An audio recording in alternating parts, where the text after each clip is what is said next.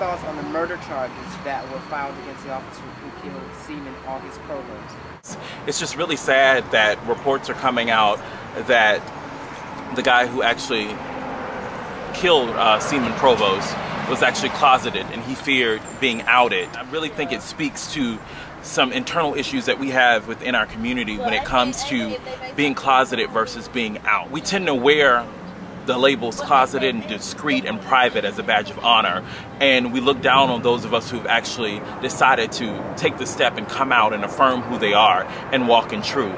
And I think that's something that we really need to examine. We tend to uplift the down low brother and we ridicule those of us who are courageous enough to come out. But I truly commend the authorities for filing the charges in that case, because for a minute there I was really afraid that the murder would go unsolved. Well, it's no secret that you've been a huge supporter of President Barack Obama.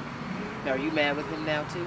He is not moving as quickly as I thought he would. For someone who proclaimed to be a fierce advocate of LGBT rights, he's shown himself thus far to be the exact opposite. I do understand that he's only been in office for 7 months, but words just aren't enough for me at this point. Words without action are dead. What does the president need to do now? I think he needs to make good on some of his campaign promises, whether that's ending Don't Ask, Don't Tell, repealing the Defense of Marriage Act, or at least acknowledging the gains that the LGBT community has made across the country in terms of marriage equality. He should be able to handle health care. He should be able to handle Don't Ask, Don't Tell. And as a matter of fact, he could end Don't Ask, Don't Tell today with his signature, but he has yet to do that. And he clearly understands, and no one will be able to prove to me otherwise, that he doesn't understand that Don't Ask, Don't Tell is bad for the military. We're in 2 wars, and we're losing crucial people to those wars based on a discriminatory policy. So if he repeals this Defense of Marriage Act, does that get him back into the good graces of the game? You know what? I don't think he's not in the good graces of the LGBT community. I just think we're holding him accountable, as we should any commander-in-chief. And I don't think President Obama should get any slack for being the first African-American president. You make promises as a candidate. Once you're in office, you're expected to deliver on those promises. Granted, he still has 3.5 years left in office before he's up for re-election, but we know what happens. If we wait until right before re-election, the next excuse will be, you know what, let him get re-elected. He can't put divisive issues on the table right now if he wants to get re-elected. So how long do we wait? If we waited for civil equality during the civil rights era, we would still be sitting in the back of the bus. The time for waiting is over. Now you know you are treading into dangerous territory right now. It is a parallel. And I don't understand how anyone could say that there are not similarities. Granted, there are differences in the 2 movements. But one thing that I'd like to stress, and this is something that I've been reading over the course of the past few days, and a lot of articles that have been written about the comparisons of the 2 movements, people tend to forget that Black LGBT people were a part of the Civil Rights era. We marched on Washington. Bayard Rustin organized the march along with Dr. King on Washington in 1963. So Black LGBT people were being hung from trees.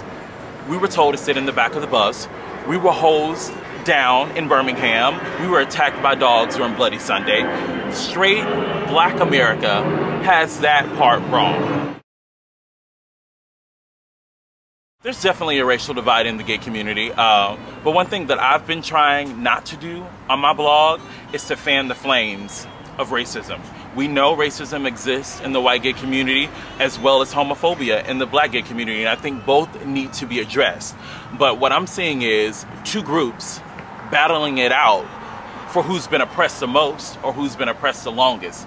Martin Luther King said it doesn't matter who was oppressed first or who was oppressed the longest. What matters is no group of people should ever be oppressed. There's already enough discrimination and self-hate in our community. But what about those who experience it even further, like the obese or the people who may have physical challenges? You know, I hadn't really thought about the pain that they must, that they must go through, and especially also transgender. Yeah. I mean, we totally exclude them. They're like, humor to us sometimes. So, I mean, what would you say to them as far as, you know, fitting in or, I don't know, changing the perception that they are not valid? I think the most powerful thing you can do is use your voice. And I think that's one thing that I've done over the past few years that I've been writing my blog, and I've had a presence in the blogosphere and in the community. I have stepped up and used my voice when others have remained silent. So if you feel like you're being discriminated against or persecuted in any sense and you don't like what you're receiving from the world, step up and speak out and tell them why.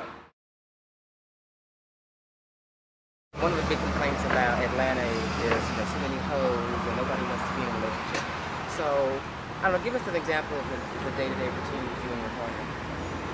God, we're just like any old average boring married couple, to be honest with you. But I think one thing that sets my relationship apart from others that I see fail, my partner and I decided a long time ago that it would be much easier to walk away when we're having problems than it is to stay and fix them. So we are really committed to each other in that sense, and we have our up days and we have our down days just like any other couple. I will be the first to tell you it hasn't always been rosy. You know, I've made mistakes, he's made mistakes, but we have a commitment to each other and we're in it for the long term. So how do you deal with like the temptation of so much accessibility, especially in a place like Atlanta? Like Atlanta, where there's a beautiful man on every corner. That's why I don't go out. That's why we're home but bodies. We have movie nights. Okay. And when we do go out, we go together. So, you know, there's really no room for temptation. But I'm not blind. We've been together 2.5 years. If I see an attractive person, I will look. That doesn't mean I'll touch, you know? But the flesh can get weak. But no. Lord have mercy. What advice would you give to people that are out there looking for relationships? Take some time to get to know who you are as a person and find out what you need from your partner, what you're willing to put up with, what you're not willing to put up with in a relationship, and just work on self, getting self together before you get into a relationship, because it is hard work. And I don't think people say that enough. Like, it is hard work. I don't think there's enough black gay men out there speaking on behalf of the black LGBT community. Not that I could speak for the entire community. I don't think that's possible. I don't think that anyone can do that.